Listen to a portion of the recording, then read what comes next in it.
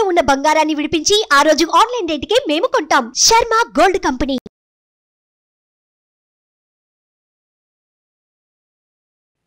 నమస్తే, welcome to Suman TV. నేను మీ యామ్ని. ప్రస్తుతం మనతో ఉన్నారు ప్రముఖ ఆధ్యాత్మికవేత్త, ఆస్ట్రాలజిస్ట్ డాక్టర్ శ్రీమతి కోనాల భాగ్యలక్ష్మి రెడ్డి గారు ఉన్నారు. వారితో మాట్లాడదాం. నమస్తే అమ్మా.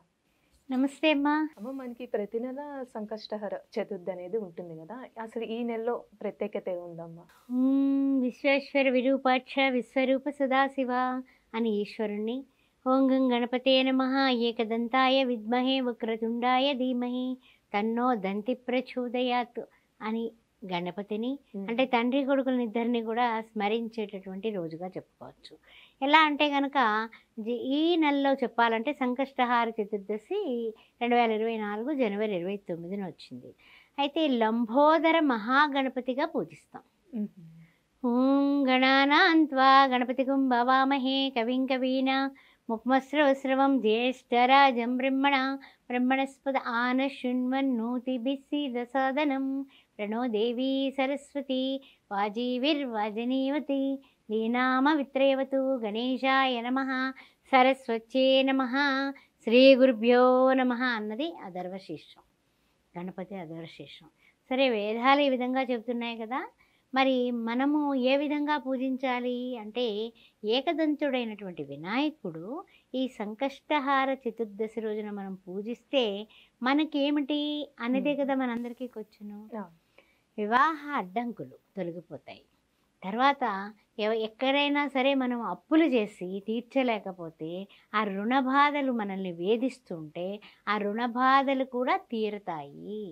ఎక్కడి నుంచో ఏదో విధంగా మనం ఇచ్చి మరిచిపోయిన వాళ్ళు పట్టుకొచ్చి ఆ డబ్బులు ఇవ్వడం జరుగుతుంది. అందువల్ల సంకష్టహార చతుర్దశి వ్రతం కింద కూడా ఆచరించే వాళ్ళు ఉన్నారు, గుర్తుపెట్టుకోండి. అయితే ఏంటంటే కొంతమంది చక్కగా ముడుపు కడతారు వినాయకుడికి ఈ వేళ రోజు. అంటే ఓం సుముఖాయ నమః ఏకదంతాయ నమః ఓం హేరంబాయ నమః అని చక్కగా మనం గణపతిని 21 నామాలతో పూజిస్తాం కదా, లేదా అష్టోత్తరం చేసుకుంటాం కదా. చేసుకున్న తర్వాత ఆ గణపతికి అంటే పసుపుతో చేసినటువంటి గణపతి లేదా గణపతి విగ్రహం, అది మీ శక్తానుసారం చక్కగా తెల్లటి వస్త్రం పసుపు రాసిన పీట మీద ముగ్గు పెట్టి తెల్లటి వస్త్రం పరిచి 4 మూలల్లోని పసుపు కుంకుమలు వేసి మధ్యలో పసుపు కుంకుమ అక్షింతలు వేసి అక్కడ 2 తమలపాకులు వేసి వినాయకుడిని స్థిరంగా ఉండవయ్యా బాబు, ఎక్కడికి వెళ్ళబాక అనేసి చక్కగా ఆయన కూర్చోబెడతాం.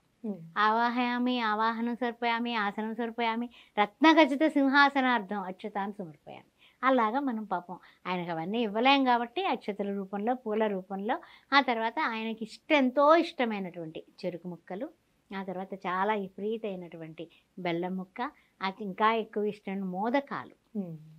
మోదకాలు అంటే ఏమిటంటే ఈవేళ రోజున కొంతమంది చాలా పెద్ద కోరికలు ఉంటాయి. కొంతమందికి పదవులు అయి ఉండొచ్చు, లేకపోతే ఉద్యోగంలో ప్రమోషన్లు అయి ఉండొచ్చు, స్టక్ అయిపోతూ ఉంటారు. అలాంటి వాళ్ళు హోమాలు చేపిస్తారు.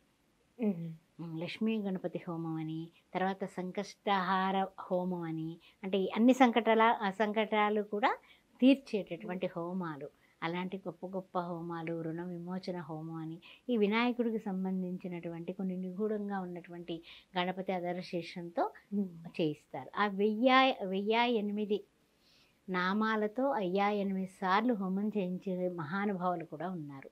వాళ్ళు ఏం చేస్తారంటే మోదకాలు తయారు చేస్తారు. ఎలాగా అంటే కనుక చక్కగా మనకి మోదకాలు అంటే మనం వినాయక చవితి చేస్తాం కదా, కొబ్బరి తర్వాత వచ్చేసి బెల్లము అన్నీ వేసి, చక్కెర కానీ బెల్లం కానీ లోపల వేసి చక్కగా లోపలంతా కూడా మోదకం అంటే రౌండ్గా చేసి ఇలా నా చేత్తో నొక్కుతాం కదా, అలాంటివి హోమంలో వేస్తారు. గరిక వేస్తారు, గరికతో చెరుకు వేస్తారు, చెరుకుతో పాటు ఇవి వేస్తారు. వేసి తులసి దళంతో పూజించకూడదు కానీ గణపతిని అన్ని రకాల దళాలతోటి పూజించవచ్చు. ఆ విషయం మీకు తెలుసు. వినాయక చవితి తప్ప ఉట్టప్పుడు మనం తులసి దళం ముట్టుకోకూడదు వినాయకుడి దగ్గర.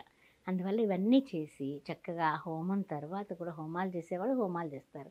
మనకు అంత శక్తి లేదు. మనం వినాయకుడి దగ్గర చక్కగా సుముఖచ్చయ్య కదంతచ్చా అని ఏదో మనకు తోచిన చదువుకుంటున్నాం, అష్టకం చేసుకుంటున్నాం, లేదా సహస్రం చేస్తున్నాము, లేదా అష్టోత్తరం చేస్తున్నాం శక్తానుసారం. లేకపోతే ఏమీ రాదు మనకి. బెల్లం ముక్క పెట్టి శుక్లాంబరధరం విష్ణుం శశివర్ణం చతుర్భుజం ప్రసన్న వదనంజాయే సర్వ విఘ్నోపశాంతయే అని ఆ వినాయకుడికి చక్కగా మనకు తోచినటువంటి పత్రాలతోటి పుష్పాలతోటి చేసేస్తాం. అలానే అంటే సాయంత్రం చేస్తే మంచిదమ్మా, లేకపోతే పొద్దున పూట చేయాలా పూజ? ప్రొద్దుట పూట చేసుకోవచ్చు, సాయంకాల పూట చేసుకోవచ్చు. ఇది ఏంటంటే ఈయనకి ఎంతో ఇష్టం. ఆ చతుర్థి ఎప్పుడుందో చూసుకోండి. తిథి ముఖ్యం. అంటే సూర్య ఉదయానికి ఉన్నటువంటి తిథి మనకి చాలా ముఖ్యమైనది. ఒక్కోసారి చతుర్థి సూర్యాస్తమయానికి ఉంటుంది, సూర్యోదయానికి ఉండదు. అలాంటప్పుడు మర్నాడు పెట్టుకుంటాం. అందువల్ల తిథి అనేది మాత్రం చాలా జ్యోతిష్య శాస్త్రం ప్రకారం చాలా ముఖ్యమైనటువంటి విషయం. సరే కొంతమంది సాయంత్రం చేసి మర్నాడు పొద్దున కూడా చేసే మా అఖండులు ఉన్నారు, వాళ్ళ భక్తిపరులు, ఆ భక్త గ్రేసులు అంటాం కదా, ఆ విధంగా అనమాట. ఆ విధంగా చేసేవాళ్ళు కూడా ఉన్నారు. ఇది చేయడమే కాకుండా కనీసం ఇంకేం రాదయ్యా, నాకేమీ రాదు, కానీ గణపతి కటాక్షం కావాలి, నేను అప్పుల పాలైపోయాను, దిగులుగా ఉన్నాను, భార్యాభర్తలు ఇద్దరు విడిపోయి ఉన్నారు, ఇలా ఏవో ఉంటాయి కదా. అలాంటప్పుడు ఈ యొక్క ఓం గం గణపతే నమః అనే ఆ పసుపు విఘ్నేశ్వరుడికి భక్తితో అక్షింతలతోటి మనం పూజ చేసి ఆ వినాయకుడికి నమస్కారం చేసుకుని గరికెతో పూజ చేసి 27 గుంజళ్ళు తీయండి. 27 చాలా సులభం అనమాట. ఇప్పుడు ఈ అష్టోత్తరాలు, సహస్రాలు, హోమాలు అవన్నీ ఒక పక్కన పెడితే ఇప్పుడు మనకి ఏమీ రాదు. శుక్లాంబరధరం విష్ణు వస్తుంది కదా, ఓం గం గణపతే నమః అనుకోవడం వస్తుంది కదా. 21 టైమ్స్ చేసుకొని చక్కగాని 27 గుంజళ్ళు ఇలా పట్టుకొని చిన్నపిల్లల్లాగా తీయండి. తీసి 40 లడ్డూలు నివేదన చేయండి. 40 లడ్డూలు నివేదన చేసి గరికతో పూజించి 40 లడ్డూలు కూడా ప్రసాదం కింద వితరణ చేసేయండి, పంచేయండి. అలా చేస్తే మీ ఇంట్లో ఉన్నటువంటి సంకటాలన్నీ కూడా తొలగిస్తాడు. అందుకని సంకట విమోచన స్తోత్రం గణపతిది కూడా ఉంటుంది, మనకి లలితా సహస్రనామ పుస్తకంలో ఉంటుంది, అది చదువుకోండి. ఆ రుణాలన్నీ కూడా విమోచన అయిపోతాయి. ఇవన్నీ గుర్తుపెట్టుకోండి. ఏం రాకపోయినా భక్తి ఉంటే ఓం గం గణపతే నమః అనుకున్నా కూడా మీరు అఖండ ఐశ్వర్య ప్రదాత లక్ష్మీ గణపతి, విజయ గణపతి, అందుకని సిద్ధి బుద్ధులతో ఉండేటటువంటి సిద్ధి గణపతి. ఈ విషయాలన్నీ గుర్తుపెట్టుకుని చక్కగా అన్ని చేసుకోండి. ఆయనకి అర్ఘం ఇవ్వండి. చక్కగాని అర్ఘం ఇస్తే అర్ఘ ప్రదాత ఆయన. ఎక్కడైతే ఎవరైతే అర్ఘం ఇస్తామో మనము చక్కగాని ఆచమనం సమర్పయామి, ముఖ్య ఆచమనం పాదయో పాద్యం సమర్పయామి అంటాం కదా. మంత్రాలే కాకుండా నిజంగా కూడా గంగాజలంతో ఇచ్చినట్లయితే ఆయన చాలా సంతుష్టుడైపోతాడమ్మా. చక్కగా సాయంత్రం మాటలు చేస్తారు చాలామంది, పొద్దున మాటలు చేసుకునేవాళ్ళు కొంతమంది. వాళ్ళ సమయానుకూలం. ఇదేం మనం ఇట్లాగేం లేదు, నేను రూల్ అనేం లేదు. సాధారణంగా కొంతమంది చాలా వరకు ప్రదోష వ్రతం కింద చేస్తారు, సాయంకాలం పూట చేస్తారు. పొద్దున మాటలు కొంచెం సాయంకాలం పూట ఈ సాఫ్ట్వేర్లు వాళ్ళు ఎక్కడ దొరుకుతామని అనుకుంటే పొద్దున మాటలన్నా చేసుకోవచ్చు. ముఖ్యంగా మనకి 11 లడ్డూలన్నా కనీసంలో కనీసం నివేదన చేయాలి, తప్పదు. చాలా చక్కగా తెలియజేశారమ్మా, ధన్యవాదాలు.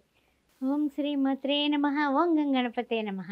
అన్ని విషయాల్లో విజయం కలగాలంటే ఈ సంకష్టహార చతుర్దశి ప్రతి నెలలోనే కూడా మనకి ఎప్పుడు అమావాస్యకు ముందు వచ్చేటటువంటి చతుర్దశి నాడు సంకష్టహార చతుర్దశి అంటాం. కాబట్టి ఆ విషయాన్ని గమనించండి, మీరందరూ కూడా చేసుకోండి. చక్కగా విఘ్నాలు లేకుండా ఆనందంగా ఉండండి. ఓం గం గణపతే.